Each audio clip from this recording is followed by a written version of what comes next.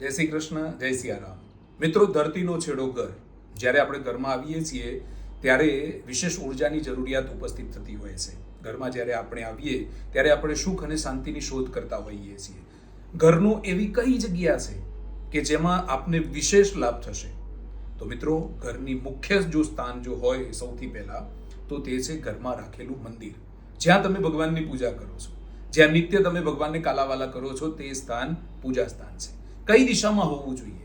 આપણું મોં કેવી દિશામાં હોવું જોઈએ? ભગવાનનું મુખ કઈ દિશામાં હોવું જોઈએ? તો આજે વિશેષ આપણે વાત કરવી છે કે આપણું મંદિર ક્યાં હોવું જોઈએ. મિત્રો, પૂર્વ દિશામાં કે ઉત્તર દિશામાં અથવા તો ઈશાન ખૂણામાં આપણે મંદિર મૂકી શકીએ છીએ. ભગવાનનું મુખ એ આપણી મુખ સામે હોય એવી રીતે રાખી શકીએ, અને આપણું જે મુખ છે એ પૂર્વ દિશામાં, ઈશાન ખૂણામાં અથવા તો ઉત્તર દિશામાં હોય તેવી રીતે જો મંદિર રાખવામાં આવે તો વિશેષ લાભની પ્રાપ્તિ થાય છે અને ઘરમાં ખુશહાલી જરૂરથી આવતી હોય છે.